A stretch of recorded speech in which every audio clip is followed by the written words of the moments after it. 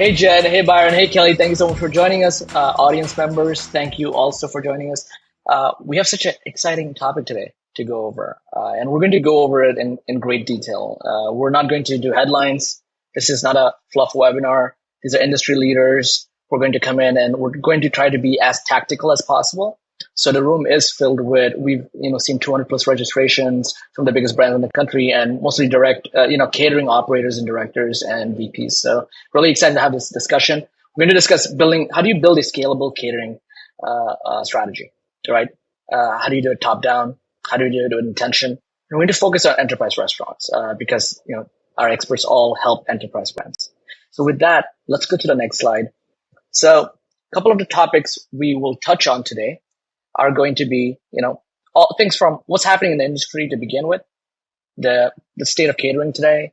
We'll look at 2023, do a quick recap, see how that went, and we'll just get into the weeds. We'll talk about how Kelly, I'm excited to hear from you about brands that have nothing and they're like calling you and parachuting you in. Byron, you're working with 1,000 operators out there and helping them.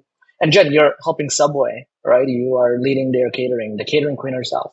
So we have so many incredible perspectives. So actually, let's introduce the panelists on the next slide. But here's our agenda. Okay.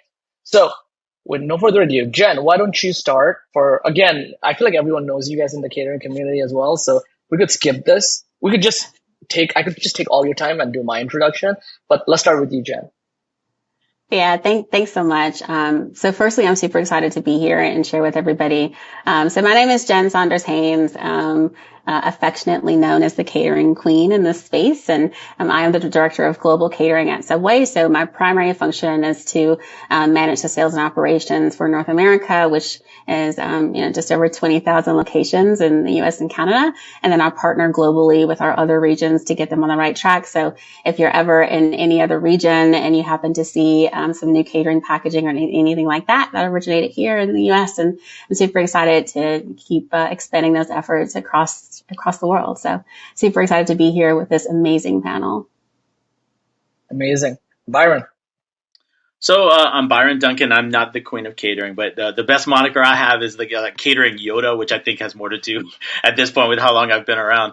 I'm the CEO and owner of a company called New Catering Connections, and we opened a little bit over a year ago, but are now working with over 25 brands and over 400 restaurants, helping them to grow in the catering space. We can get a little bit more into detail later of what we do, but my background comes from the Honey Baked Ham Company, and I was the national director for corporate catering and gifting for many years, and we supported over corporate stores, over franchise locations. So we've got a nice experience on both sides, and I'm really looking forward to today. You said something right at the beginning that this is a tactical webinar. We want to be able to have you have some things to take away, and that's important to me. So I want to make sure that we can do that as much as possible today. So thanks for having me.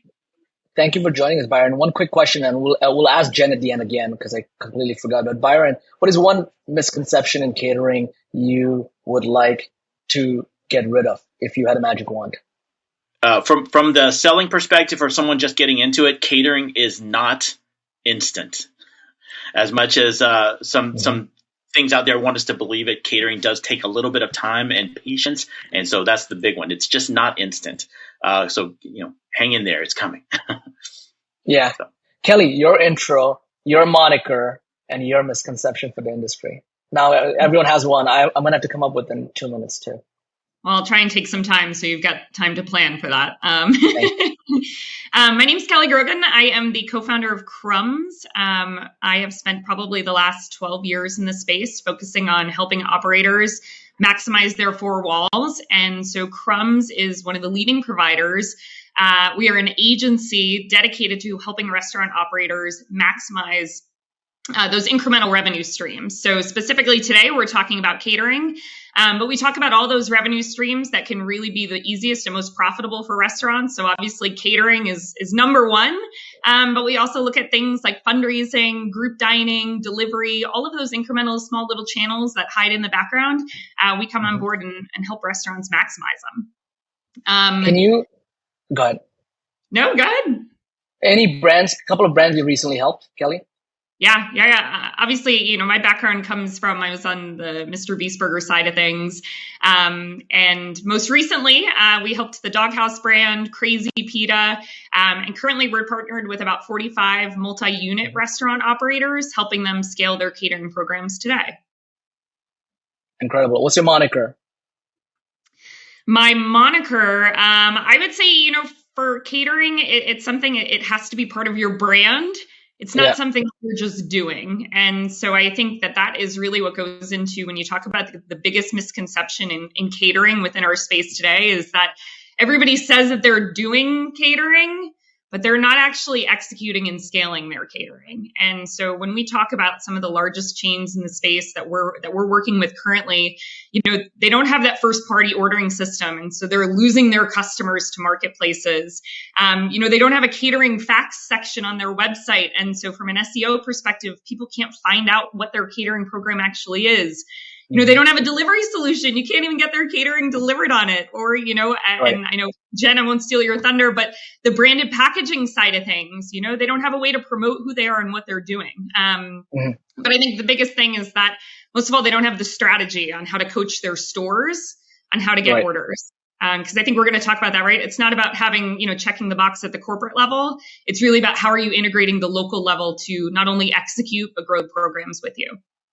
Right. Jen, we'll come back to you and we'll start the webinar. Biggest misconception in catering you wish people understood better. Yeah, I think, I'll piggyback a little bit off of what Byron said. Catering just doesn't happen to you. You have to happen to it, right? You have to have an impact on what you're doing, and you have to treat it like a business. I say all the time, it's a business within a business, and you can't just, turn on technology and expect the lights to come on, because that just won't happen. Absolutely. Thank you, panelists, for joining. We are so lucky to learn from you guys. I'm excited to learn myself and for everyone in attendance. All right, on next slide, let's look at the state of catering in 2024. We have a bunch of incredible data here. They're all saying the same thing. I'll let you all consume them at your own pace. But they're all saying the same thing, which is we're expecting catering sales to really rise this year, right? I believe there's a lot of reason for this to happen. But I think one of the things is we have maximized a lot of what we can do within the four walls. We've maximized what we can do on third-party sites for small batch ordering during the pandemic. This is still has been a nice to have.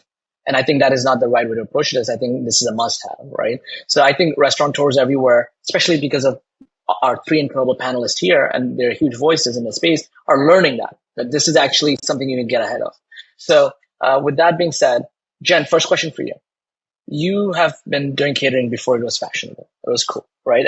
What is the evolution of catering in Subway? The internal mission statement, how was it on day one when you were leading it? How has that evolved to today? Would love to just hear your mission statement and how it has evolved within Subway.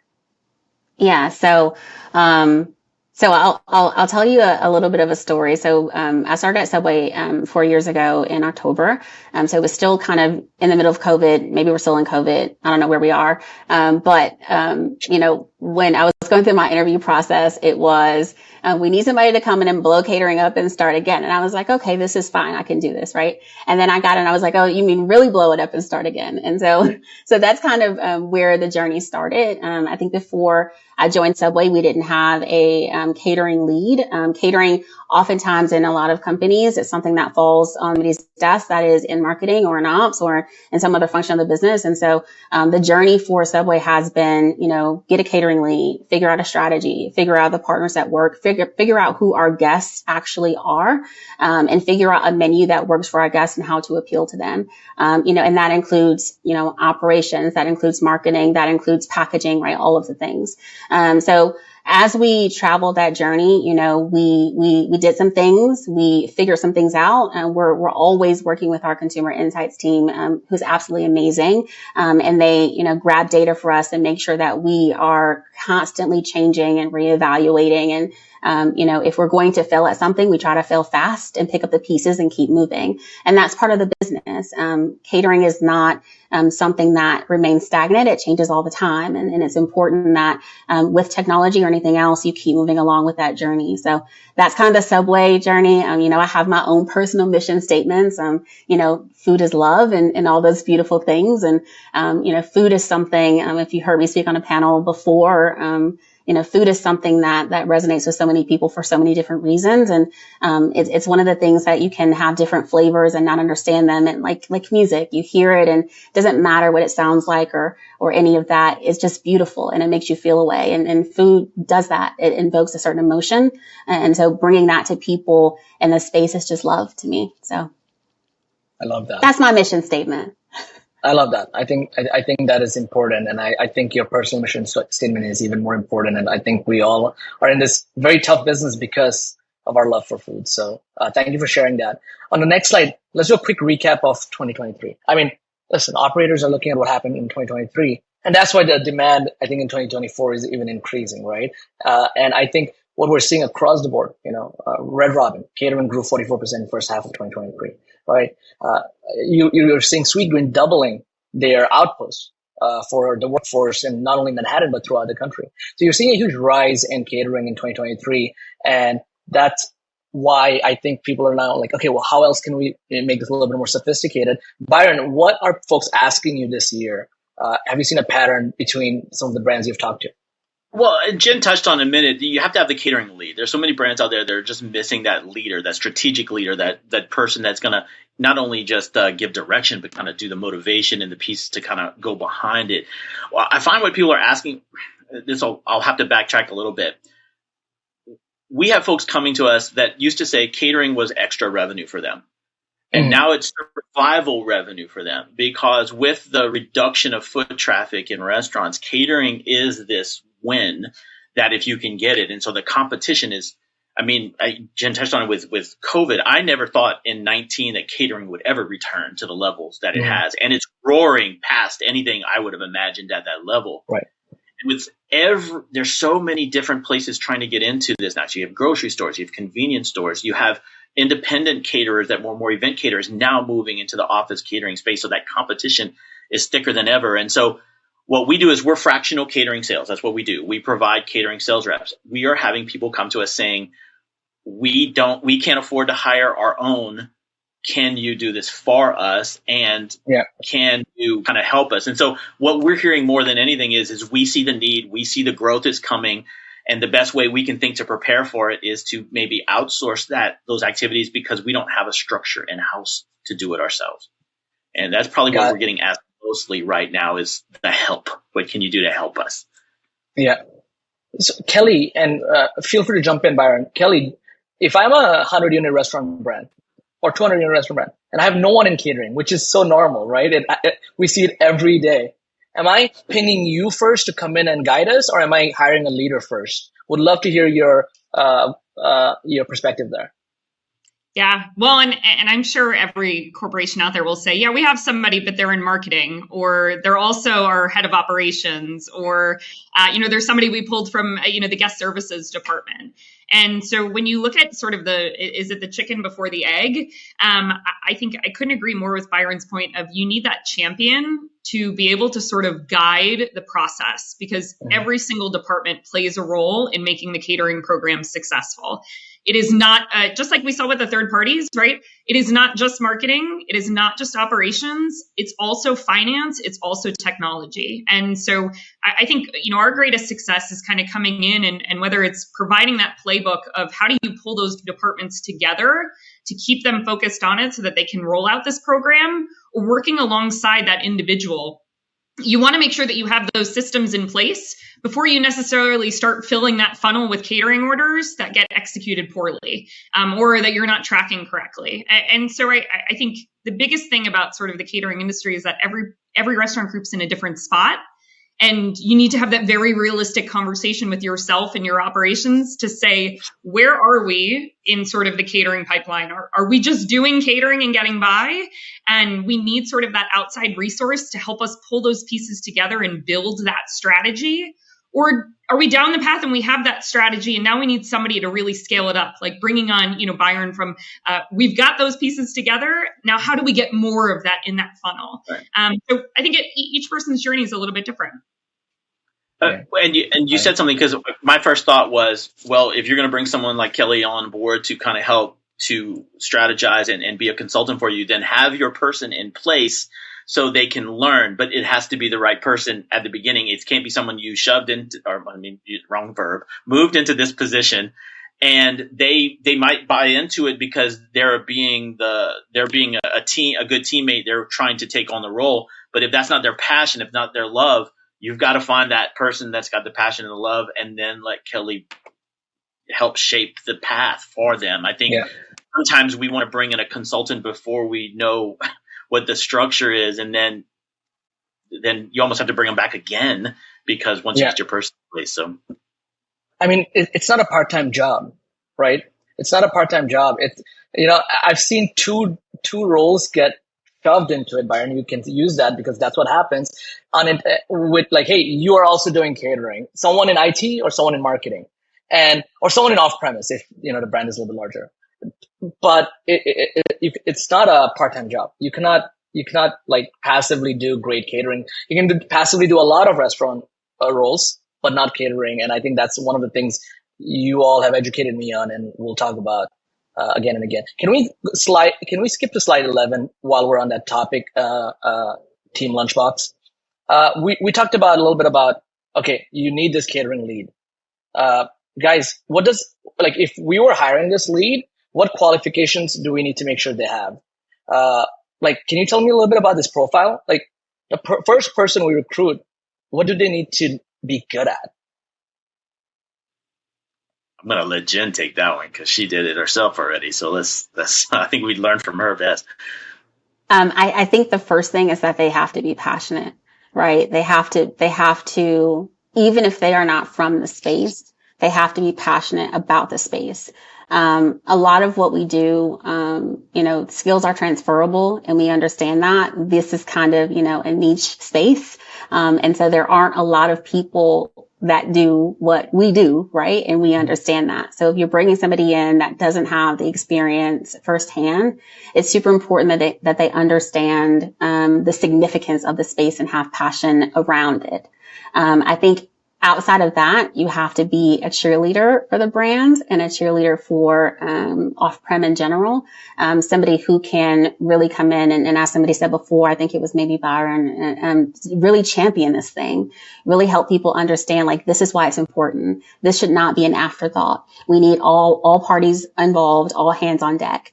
So somebody who can, in my world, sell into the franchisees, that can get on a stage or get on a panel and help them understand why it's important and speak to them in a way that they understand, as simplified as, I think in one of our, Subway conventions, I said, we're talking about, telling your sandwich artist, okay, you can deliver this for less than the cost of gas. Like, those kinds of conversations, you have to break it down for people so that they understand it and it's digestible, not speaking over them. I think, lastly, having somebody who's a little bit of a project manager, who's a little bit, has some technology savviness about them, who has some guest care experience. It's like all of these things that are the goodness of what we do packaged into one person. And that's, sometimes a unicorn, but once you find that person and have them advocate for catering or off-prem, I think you have a winner. And can I add one more thing to that too? Please. You can't change directions every 3 to 6 months. If you're going to focus and dedicate your business to this revenue channel and all the stuff that goes with it, you cannot bail 6 months in or 9 months in, because you do not have enough data at that point to make the determination of if it's working or not. Make some changes within the structure, but don't bail on it. I've seen so many companies go, hey, we're going to go all into catering, and then you do it for 3 months or 6 months, and they go, well, we're not seeing the ROI, and they stop. And it's like, you haven't even gotten any year over year comparisons yet. So how do you know? And since relationship is so a catering so relationship driven. I mean, I don't know the metrics or the numbers behind it, but what's the percentage of companies that order only 2 or 3 times a year, and they're large, and sometimes that can make a big impact on your revenue. So just be patient with it. Give it time to breathe and mature. I understand you don't want to over allocate expenses and then not be able to get that return fast enough, but at least have an understanding that if I can break even in year 1, then I am doing all the things necessary to be tremendously successful in years 2, 3, and beyond. And so just hang in there with it. Don't give up. The fact that Subway and Jen, with it 4 years in the making of building this monster, if after 1 year it wasn't there, right? I mean, yeah. Yeah, we didn't fully relaunch our catering program until 2022. And so it took 2 years just to relaunch the program because our brand is so massive, right? So 2 years just to figure out what we were going to do and put it together. And I think, another thing Byron just mentioned, about that is, our largest catering order, took me 18 months to close.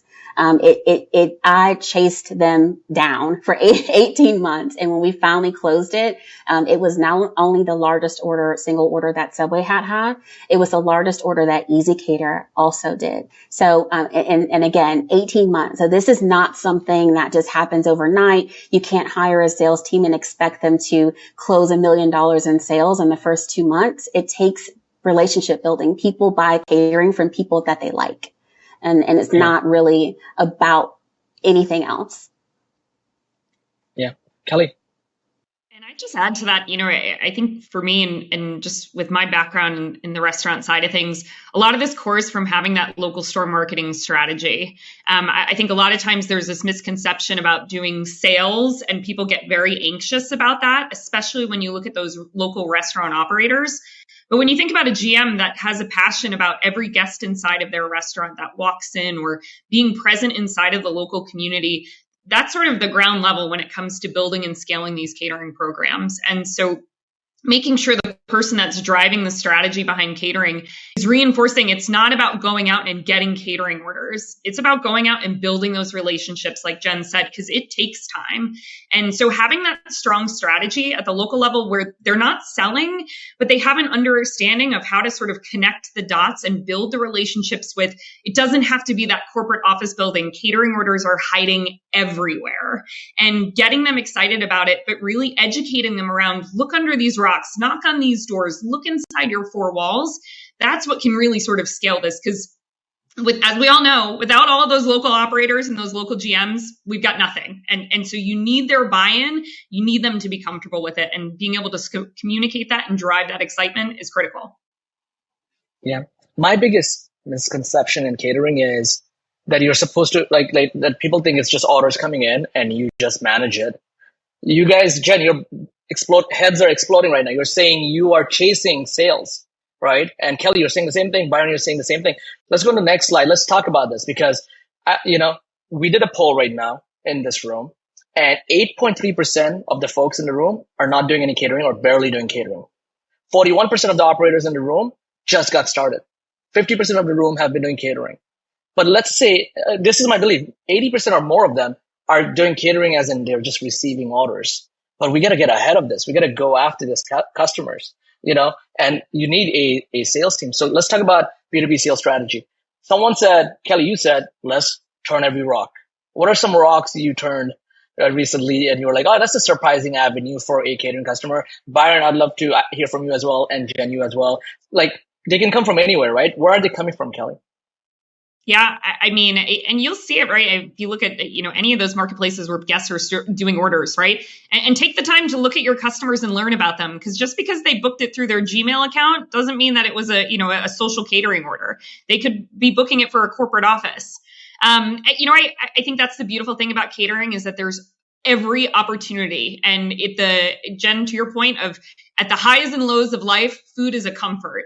And so whether you are celebrating something in the office, like a birthday or a team achievement at your local car dealership, or somebody passed away and you're a preferred partner of a funeral home, there are so many different avenues to put your catering messaging out there, because you want to be known in the community as you're the person that takes care of it. And you know that when that meal is there, that it's a delicious meal that they're relying on. So, I mean, my favorites are definitely this time of year, car dealerships, apartment complexes, and hotels. They're a home run, but it's not about just that one catering order or getting them to feed their staff.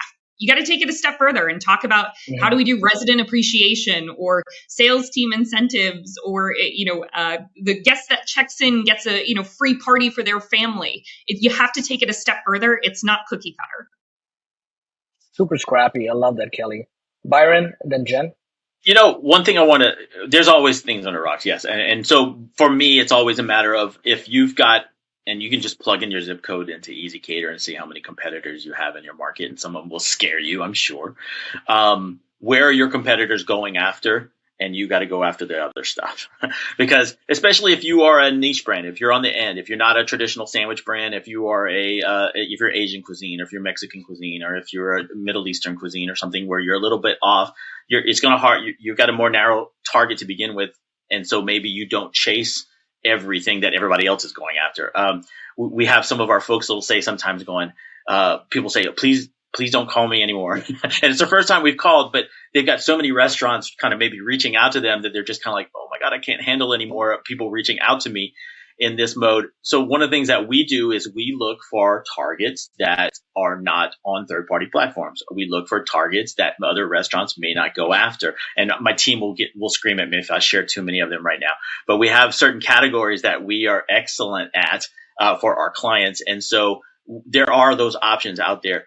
One thing I wanted to say too was, as a leader, and this kind of backtracks a little bit, but I think it fits here because Kelly just touched on it, that it's that at the restaurant level, those folks have to execute for this whole plan to really blossom, is that you as a leader have to include all of them in to make things fun, have competitions, have contests. One of the things back in the day, because when I was at Honey Baked, we didn't have sales preps. The general managers were doing a lot of that work. Well, we would have contests. We'd do them 2 or 3 times a year, and we would have team names that would emerge, and we would have a smack talk board, and we would have who beat who this week, and we'd have one-on-one competitions. And I remember my boss coming and saying, listen, we were up 43% last week. What's going on? We have a competition happening. And so what I'm saying is that sometimes that motivation will uncover the rocks. They'll go hunt for it if there's something fun, if there's a contest, if there's a way for them to win. So as our leaders are out there, get all of your locations involved.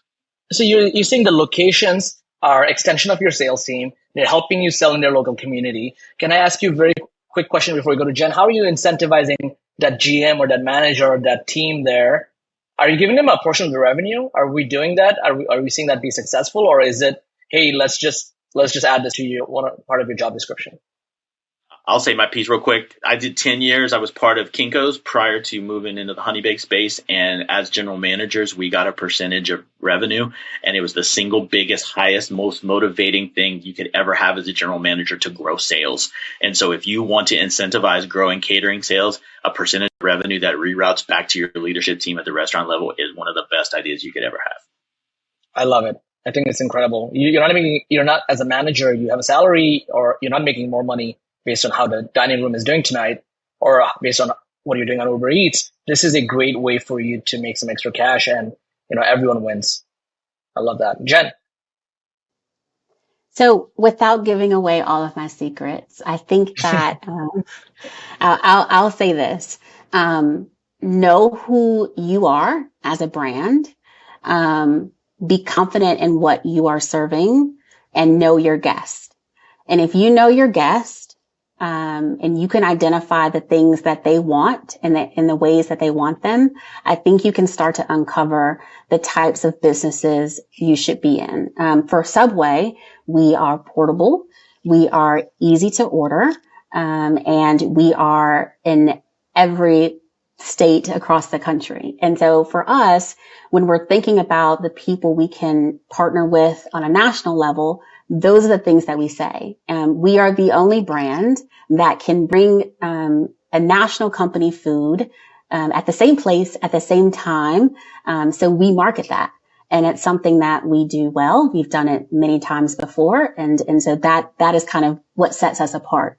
So identify as your brand what sets you apart and what you do well, and then figure out who your target demographic is from there. Yeah. Yeah, the teriyaki chicken doesn't hurt as well, and how delicious it is. So that's also part of your secret sauce. I don't know how much that's helping you become the catering queen, but I know it's more than 1%. So definitely getting some help there. Okay, do we have any questions in the panel? Okay, cool. All right, guys. A couple more questions. As we talked about the team you need to build internally. Uh, and we talked about how sales has to be intentional, right? You can't just wait for things to come to you. You have to not only go out there and get business, you also have to try to, convert business because, from, marketplace to your own site. Not everyone will move, but some of them will move, right? But for that, you need to go ahead and have a great system, have great technology. What you have on this slide is, how are guests ordering today? So if you look at the chart on the right side, mobile, computer, phone, and then walk-ins. In the middle, you're seeing, what is important to them. On the left side, you're seeing some of your top challenges. So as more and more brands out there, especially enterprise brands, they build their first party ordering. What are some of the demands that we need to respond to from the end user? Whoever wants to take this first. If not, I'll go at Kelly first because Kelly, you mentioned first party ordering already. So maybe we go to you. Yeah, and I swear, I think one of the best exercises you can do for your brand is place a catering order and actually go through the process and see how many clicks it takes. Did I have to log out and log back in and start all over?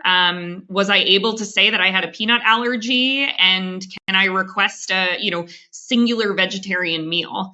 I think we've all made a lot of changes from an operations perspective to make it really, really easy for the operators to not have any errors on their orders.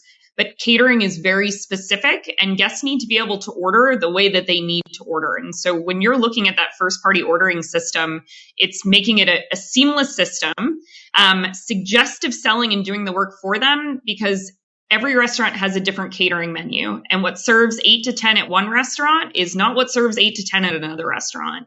So making it very clear and intuitive, if you will, for that guest to have an understanding of what they're ordering, how it's going to come, is it going to be there on time, and were they able to get everything that they wanted, I think is really critical when you look at sort of that ordering platform. It's got to be one-stop shop and it's got to look good, because if the customer feels like it's, they're not getting what they wanted, or they can't see the value because there are no pictures, or it's just a tray in an aluminum pan with no toppings, nothing on the side, no branding, it's a dissatisfier.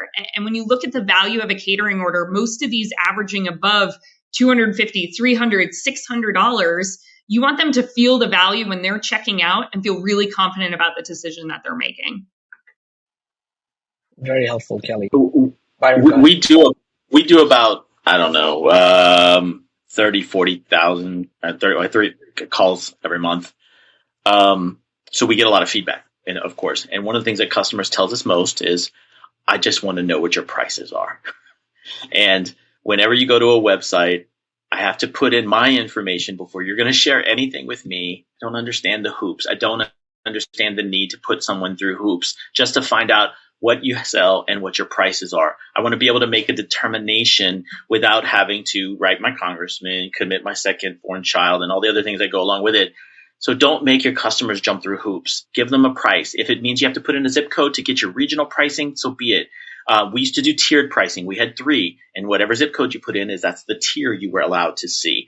And so having those things, but there's nothing more frustrating to a customer that's got a budget that says, I don't know if I can order with you or not. You're making me go to your website, and now I don't have enough information. So then I call the restaurant. Those people are not equipped to talk to me and give me answers. Right. Or I have to email someone, or I have to do other things. Just lessen the number of hoops for customers, and that alone will probably drive some extra revenue for you. And I think if I could add to Kelly's point, like you should, if you work at a brand, you should place a catering order, right? Not only that, if you could dedicate any resources, I would say dedicating some funds to doing at least a qual study or a user study on how guests are navigating your website would be super beneficial too. So questions like, how would you place a catering order? you would be amazed of the responses you got from guests if you just ask them that, because they fumble. They're like, do I type it in the Google search bar? Do I type brand name catering? And so to understand how your guests are ordering is going to be critical. To understand if they're clicking on a sponsored listing or going to the brand page. Once they get to the brand page, are they trying to order a bunch of individual stuff, or are they going to like the catering and group section? Like, just understand your guests and what motivates them to order and how they order is going to be super beneficial to a brand's growth, I think. Absolutely. I really, most catering tools are provided by a different company than your online ordering company. And it's what drives me nuts is when I have to build a account for online ordering and a different account for catering, right? Something we solved here, but that just drives me nuts because great technology is the consumer not knowing what is powered by Lunchbox and what is powered by someone else. They don't care. They want it to all work very well together. And I think, we need to just look at the technology here, because these buyers are different buyers than a small batch orders, and these check averages are extremely high. The average check average we've seen here at Lunchbox is around $600. I mean, that's a lot of small orders, right? So losing one of these is losing a customer for a long time, and they're making decisions for a lot of people and usually in a rush. So having great consumer-facing tech is so important here. And I don't know if we know the answer to this, but looking at the last slide, we were saying how guests are ordering today. Do we know that number for first-time orders? Because that's a question I'd be curious about, because I think if you call the first time, you get the experience, you understand the menu, then you're more inclined to do online ordering after that. And I'm just curious, is this total orders or how those numbers, total orders? Because I would think that first-time orderers probably need more support, to Jen's point, the tools of how to order and different things that they might resort to having to make a phone call versus having to order online. So I'd be curious to know what that data is if we could ever find it. But I mean, if I was running a catering program, which I'm not, and thank God I'm not, I would call everyone who's a first-time orderer, right? So with that, Byron, I think the question I'll ask you, Jen, is how are you guys getting feedback on catering orders? Just in general, you have so many locations and so many folks ordering catering in so many different ways and so many different needs. How are you guys getting feedback? I drive my consumer insights team crazy. They sit across from me in the office, and we regularly do insights work to find out what our guests are doing, saying, making sure that we have the right offerings. I am always looking at product mix reports to see if we're selling the right things, if something is not selling, if there's something that we need to shift or add to the menu. Like, all of these things are important. And it's something that's always changing. Looking at seasonality, what happens during holiday seasons, during Christmas compared to what happens during, back to school or a Super Bowl. Like, all of these things are important. And as much data as you can get, is going to be helpful. Outside of that, again, understanding your guests. Subway guests are maybe different than a guest for another brand. So a guest that orders Subway regularly for a catering occasion may not be the same guest that orders catering regularly from a similar sandwich brand, because they're just different, right? And what they're looking for, price point, value option, whatever it is, right? So understand your guests, get data often, review it, and be honest with yourself about the changes that you need to make, and make them quickly. It's okay to fail. Just fail fast and keep moving. Understood. Anyone else that wants to add anything? If not, we'll keep moving. My marketing team is yelling at me in my earpiece. Go ahead, okay, Byron. so I'll go quickly. One thing she was saying in there is understand your different catering spikes is what we call them. So your appreciation season and your back to school and your holidays.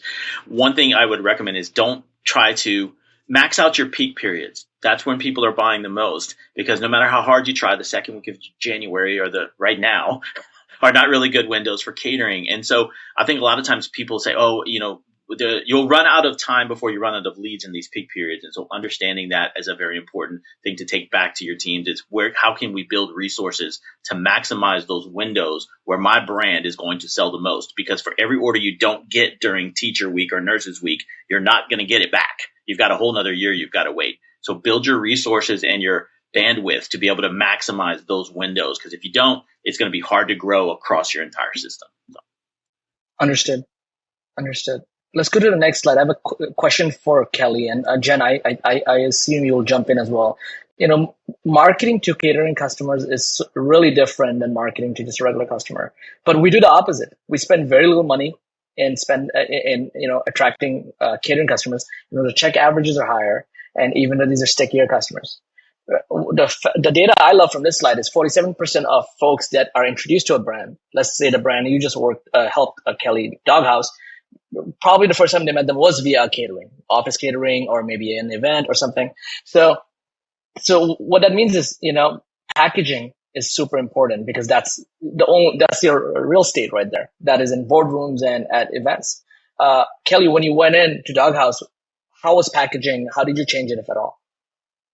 Yeah, I mean, I think that this goes back to, and we hear it so frequently, right? Of, I didn't know you did catering, or I didn't know that you guys offered catering. And so there's just such a massive opportunity when it comes to the education piece, because it's, I think your earlier slide had said it, right? It's so much easier to get one catering order for 20 people than to go out and get 20 new customers for your brand directly. And so that one catering order that's coming in, how are you taking it and maximizing it? And so when we look at sort of the Doghouse side of things and going back to the education around the local level, they had packaging and they were checking the box to say, we have a catering box. We've got packaging. We're doing catering, right? It's available. But what they didn't have was sort of that letter to the person that placed the catering order to say, hey, thanks for choosing us and ordering directly. Here's the gift card to come in and order again. Or even just a handwritten note saying thank you. There was no necessarily an intent to sort of buy on it. And so including not just throwing bounce backs in the bag, that's a waste and nobody will set it up for you. But it's how do you really take that one singular catering order and turn it into 20? Starts with having great packaging, but that branded packaging needs to be delivering the right message for you as well. If you have a QR code on that box that's leading to a third-party marketplace for somebody to place their order, don't even put it on there. It's not going to help you. But it's something where be very strategic about it. And it starts with, is your website up to date? Do you have a menu available for them? Is it easy for the guests to order? And then I think you need that separate marketing calendar. It's just as important as everything else. The last 3 years, we spent time we deliver on every single piece of collateral that any restaurant has, right? There's window stickers, there's postcards, there's direct mail, every email going out, every SMS says we deliver. How do we transition that to say we cater? You want to educate your customers, and packaging is the first way to really do that. Jen, you revamped all the packaging for catering in 2022 for Subway. What's the headline? What was the biggest change you think you made there? If you look back now you have a year or two of data there. So before we relaunched the catering platform, our packaging was a very, what you would see kind of in your local grocery store. It was, a black bottom with a clear dome lid. And, we had Subway was embossed in the plastic and it sat on a table. And unless you walked up to the packaging and looked down at it, you wouldn't know where it came from.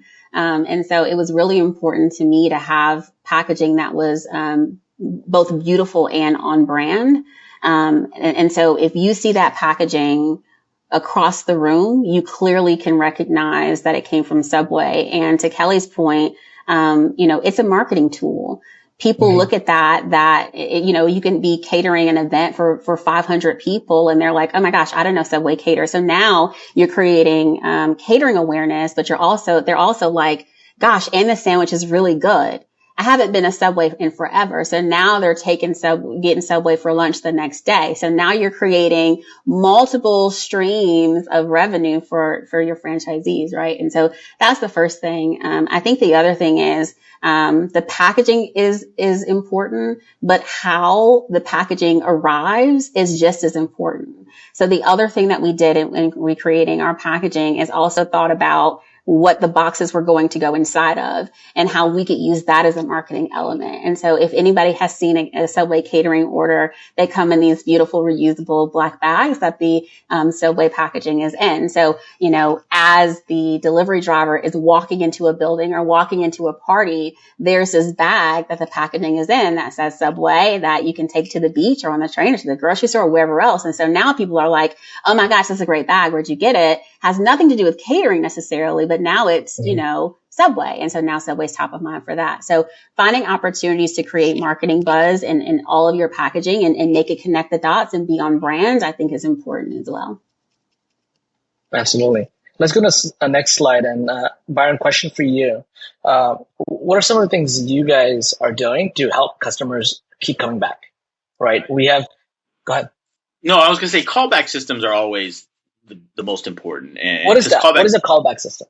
That's just where you've got a policy in place where you're going to respond back to the client, to the end user, client end user, but within 24 hours or whatever the rule you want to set. And you want to ask them about their experience. You want to understand, did it arrive on time? Did it meet your expectations? And ask those kind of hard questions. Because one, if you can uncover a problem early, it's a lot easier to save a client, obviously. The second one too is if you call and you make periodic calls. In other words, once they are in your system and there's a way to reach out to them, whether it's email or whether it's phone, whether it's a workflow you've built or a sequencing program, being able to reach out to them periodically to find out of decision maker changes. In other words, hey, I thought I had this really great relationship with this client and they quit using us. We didn't really do anything wrong. Just our point person left, or they moved to another department, or they moved the company completely. Whereas if you're making those periodic calls, you can get ahead of that and have something there. So that is something that you always want to incorporate because one, it shows a connectivity to the restaurant specifically, right. And then you get to kind of relay a layer of appreciation. Again, this goes back to the importance of first party versus third is that you may not have all the relevant information you need at a third party platform to be able to do that, even though it's critically important that you can. So I think for us is callback systems are the great way to do that. And then obviously marketing opportunities to be able to reintroduce yourself to the client or share a new LTO or share a special offer that you're trying to do. But I think to get customers coming back, that's the first stage. And then having a quality rewards program or a quality something to get them to repeat with some level of frequency, et cetera. But it starts with a callback program. What does a good rewards in catering look like? A question for you first, Byron, and then for the floor. I think it's changed. I think it's changed over the last 10 years. I think right now the Yoda part of me back in my day, it used to be, we're going to give you a gift card to the restaurant to be able to come and dine with us on your behalf. And now we've moved into this universal gift card model. So I think being able to have something that competes at that level is key because it's hard to overcome that. Right. Anyone else? What does rewards or loyalty in catering look like? I've usually seen none, right? I haven't seen any loyalty in catering. Any thoughts, guys? Jen and Kelly? I think, so I'll say this. I think that we speculate a lot about what guests may want from different programs. We even, sometimes speculate on how guests receive the word catering. We toss the word around a lot, but I think the reality is that guests don't care what you call it. They just want to order food and order it easily and get it there on time.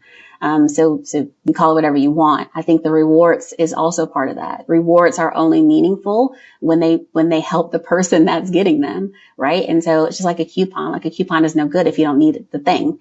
Right. And so, as we think about rewards programs, I would say think about what an admin professional or an executive assistant would do with a reward. Perhaps that person would want an Amazon gift card.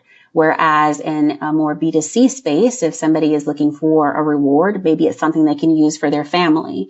And so, having a versatile rewards program with something that resonates with your brand and with your client base and your guests is going to be beneficial in how it is received and the way that the guest wants to receive it. Mm-hmm. I love that, Jen. You have to be true to the brand. Can't just offer blanket rewards like we do in small batch ordering. We're all giving away 10% cash back, and it's just a discount for life is what we've done to the industry, and we don't want to do the same thing to catering. Kelly, we're looking at you. Yeah, I couldn't agree more with Jen. I think it all goes back to catering is very relationship focused, and it doesn't matter what the rewards program is. If the food's not great, the staff doesn't love it, and it was there late, I don't, they don't need the gift card. They don't want to order from you ever again. So I think it's really making sure that those ducks are all in a row, as well as really knowing your customer. There's something to be said, as Byron says, having those callbacks, right? Calling or, dropping by in 2 weeks saying, hey, I just wanted to say thanks again for that catering order, and dropping off a gift card at that point.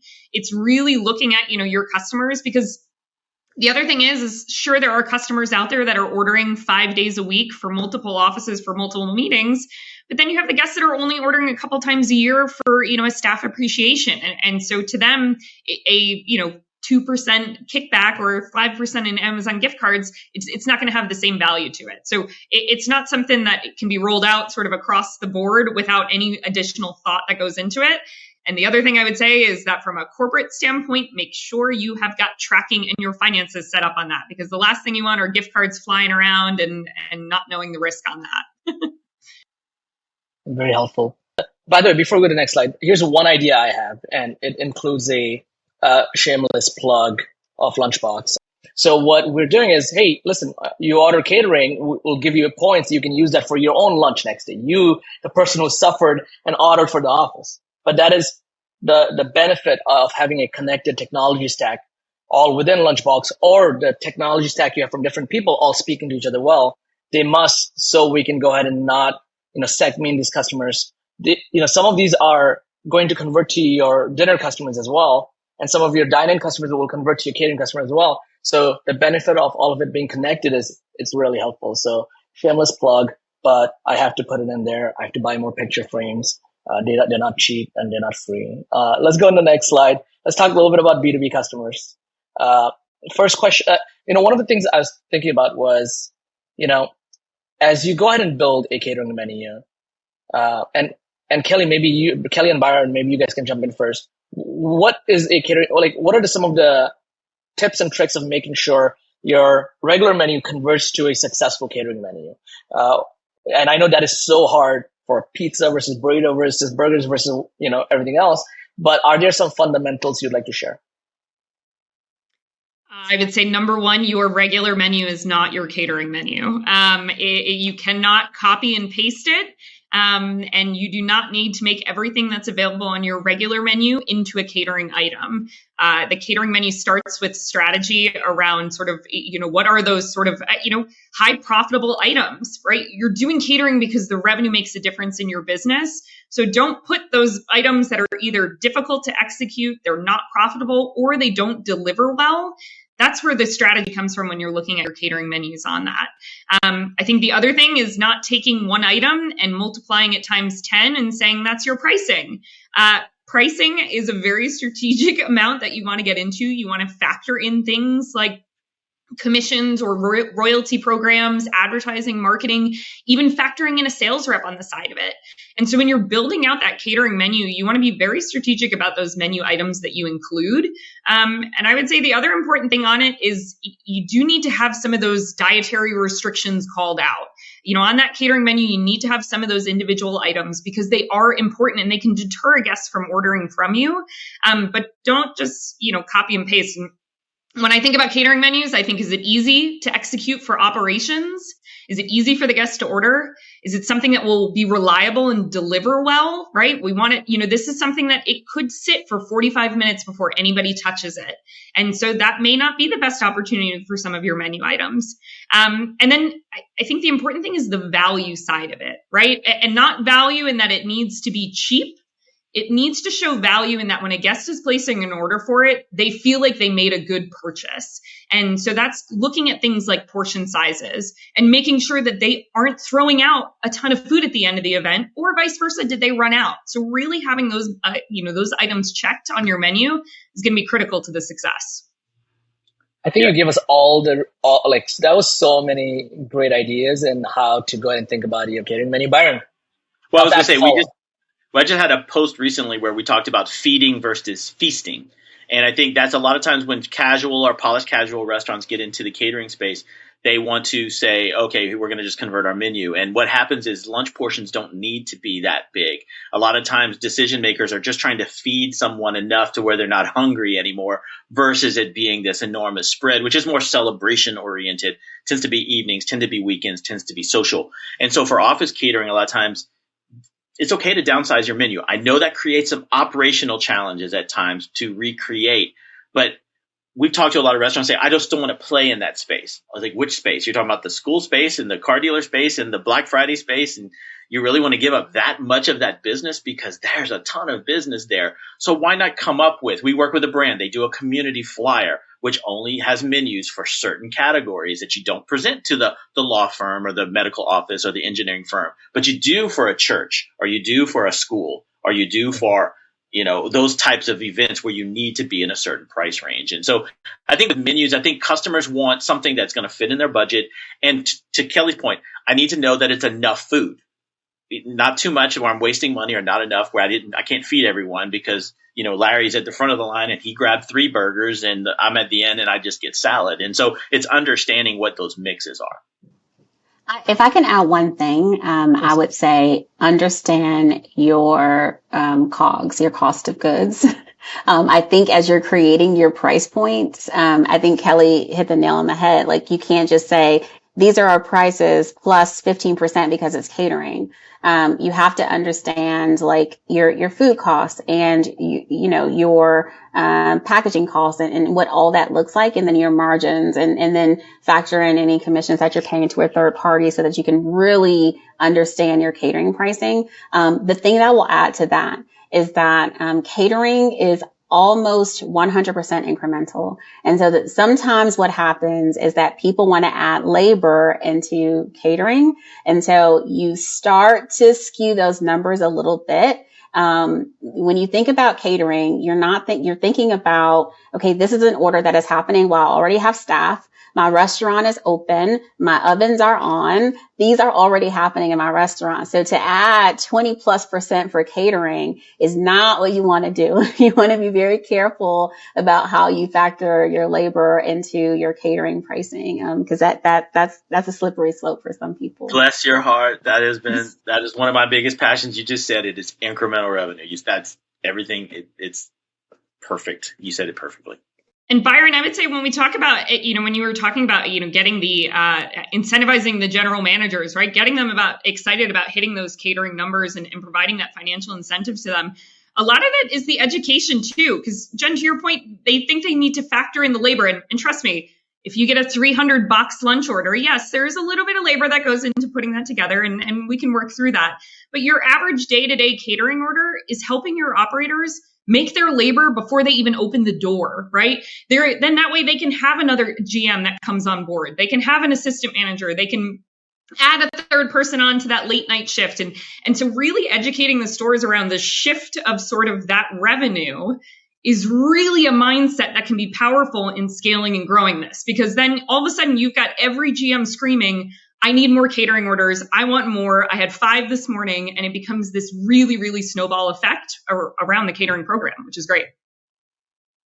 Incredible. I can't believe we only scheduled an hour for this and not 4. So that is bad time management on my part. But thank you, Kelly, Byron, Jen. That was incredible. And we have some questions from the audience. So let's take a couple of them. And I know you guys have very, very busy businesses to run. So we'll let you go soon, I promise. Okay, a couple of quick questions. What marketing channels and tools do you find the best success in for acquiring new catering customers? What about converting third-party catering customers? Question number 1. Humans are one of the best ways to market your product. Have humans in the restaurant that can speak to it. Have an external sales team that can communicate with folks. Marketing is best when heard, and sometimes collateral and signage and social media. A lot of times it gets ignored, but a human voice saying it is very impactful. Cool. Anyone wants to add anything? If not, I'll go to question 2. Okay, how important is same-day availability for a catering order? Is a 4-hour lead time enough for last-minute orders and operationally achievable?